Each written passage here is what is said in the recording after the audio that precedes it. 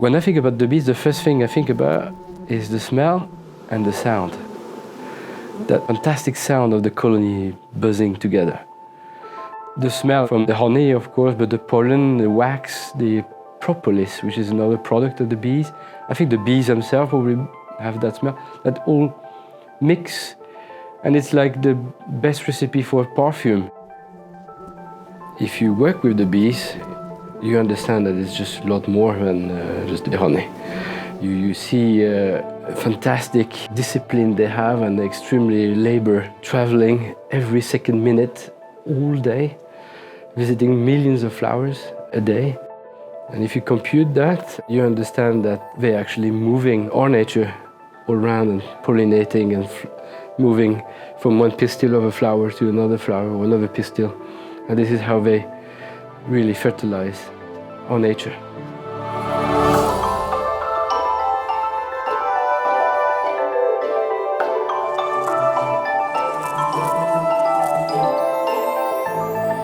As a beekeeper, you see the direct connection between the blooming seasons and the weather impacts, the weather cycles, and the way the bees are working with it and how they get impacted by all of these different cycles as well. From the early 2000s, we started to see a decline. We started to see the decline in our production and an increase in our bee mortality or challenges in a way, things we started to struggle to explain what was going on. We are not doctors of the bees in a way, although we monitor them, we see them every day, but it came to a point where there were unexplained things for us, and there are many challenges, and they occur at different times, and they have different symptoms, and it's becoming really difficult to really analyze and to get the proper symptom of what is going on. It became quite evident for me that we had to systemize the diagnosis of those symptoms, of those diseases or these challenges. So I started really developing technologies to assist the beekeeping to understand what is going on. It is a truth that the bees are, and insects in general, are constantly stressed and they're constantly under pressure. And at one point it will be the weather will kill them, or at another point it will be just that flu that will kill them, or it will be just lack of food, for example. But yes, I would think in the broader scale it's the lack of food, the fact that we have transformed the nature and created vast areas of just one type of culture, which blooms in a 2 weeks period, which is great for the bees, and then suddenly there's nothing in many kilometers. So no insect can actually survive in that environment. And if on top of that you include deforestation or human areas that just expand, then the insects are losing their habitats. So it had become a much bigger project at Bee Futures, from the beehives and making a better tool for the beekeepers to be sustainable again and to help the bees to survive in their home. Bee Futures has taken the path of going into the much broader perspective to understand how is human activity in general is impacting the bees, and how we can, with a data tool in a way, and understanding what the bees are telling us, basically, how we can transform it back. So we are a group of people from Amesto NextBridge, mostly containing data scientists with PhDs within different areas. And we work within the machine learning and the artificial intelligence area, helping our clients and partners solving issues around understanding data. Understanding what has happened and what can we do about this and how can we predict the future. This project is about using something organic, the bees, and use the information that they have, that they obtain, and use the machines as a tool to learn from the bees. I mean, as beekeepers, when you open the hive, when you open the frame, you look for movement patterns in the frame. You always try to look for the queen, just to make sure she's there, and you look for the eggs. And so you have to really spend time observing the frames which is covered by bees. And then there are the things you don't see as a beekeeper in the real time, which we know now, is that the bees also talk to each other. It's a very distinct pattern, it's a very distinct thing they're doing. They're like vibrating extremely high frequency, and she's turning around and she's doing it many times, and you see bees going around. And many scientists have spent a lot of energy to decode that information, which has then been named the bee waggle dance. There are two forms of it. The most spectacular one, where the bees is really twisting her abdomen and with high intensity and turning around and again and going in the other side. You have the other one where the bees are just turning around and around and around.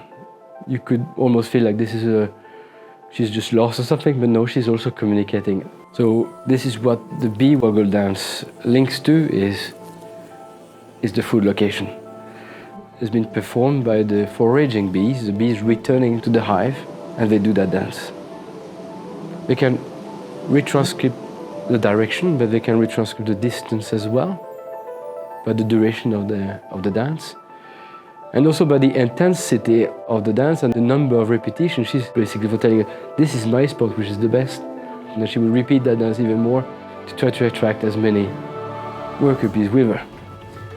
And that is what the bee waggle dance is about. It's about informing co-workers about the polar position, the GPS location of where they should go.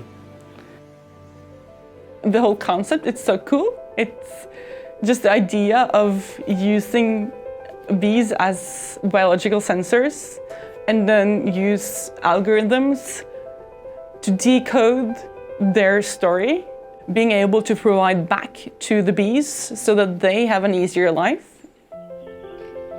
Usually you pick up a nice day and you can sit in front of the beehives and you film it with the timer, and then you go back home and you decode it manually, right? And the reality, when you do that type of work, you just capture a very few bee waggle dance for just that day, right? What we think the Bee Futures approach will bring is the systematic and continuous and real-time monitoring of all the bee waggle dances. So we have the cameras in the hive and you have the computing power within the hive and the algorithm to decode that information in the hive. Technology is really improving, and as equipment is getting cheaper, as people are getting more educated around machine learning and artificial intelligence, we see that there are other areas where we can apply this knowledge. And this hackathon with SAS is to demonstrate that we can help to solve problems within sustainability. What we came to realize is that this bee waggle dance, the fact that the bees are telling us exactly where they go, in combination with a broad set of other metrics that we're capturing from the beehives, is telling us tremendous about the suitability of an environment. You have areas in France, for example, vineyards for many square kilometers around, with no diverse nature around them anymore. That is an insect desert, basically. No insects can survive in that environment anymore. We have to bring biodiversity back into this monoculture area, at least to some extent that the pollinators and insects can survive in these areas.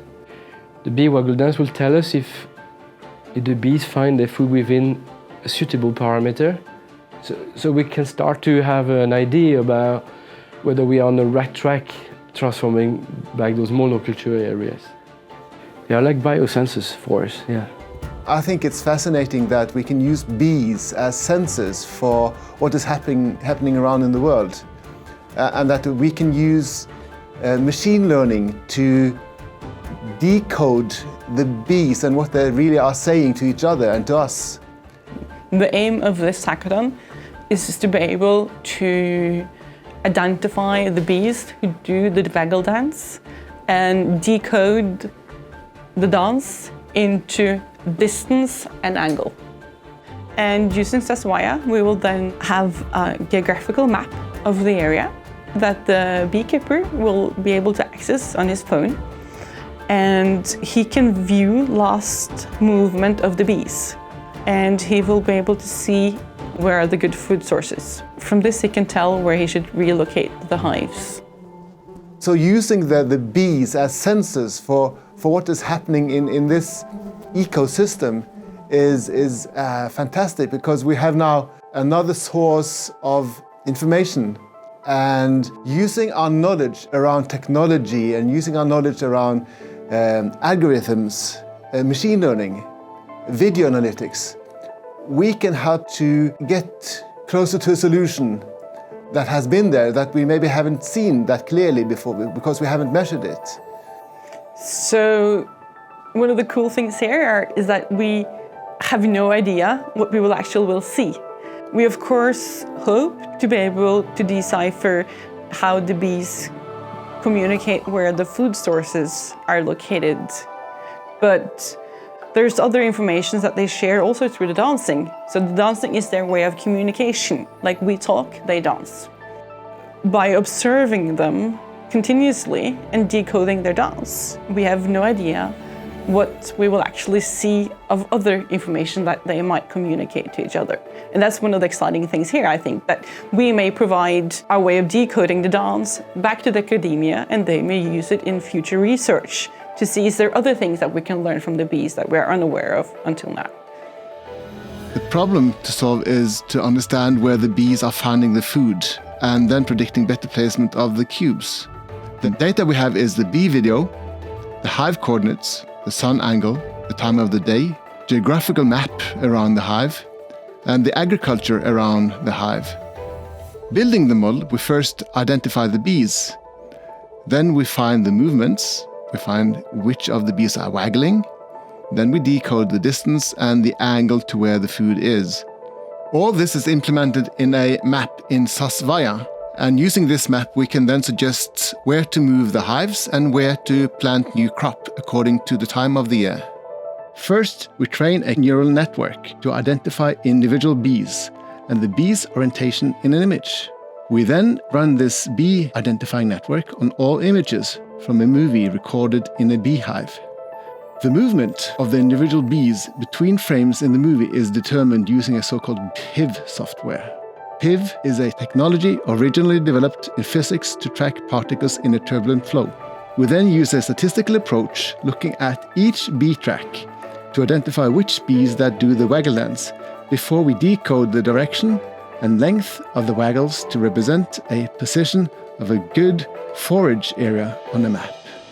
By doing this, we actually are fulfilling 8 of the 17 sustainability goals of UN. Erasement of hunger, creating decent work and economic growth, increased industry, innovation and infrastructure, mobilizing sustainable cities and communities, influencing responsible consumption and production. We are organizing a climate action, advancing life on land and building partnership and goals. So we're really proud to be in this project. We have to make sure that we share. It's like a thing doesn't move forward unless we share. And it's so important in the society that we live in that we help each other. The bees need to survive, and this is vital. Yeah, I think we're going to fix it. I think we are going to fix it with a full industry which is marching towards sustainability.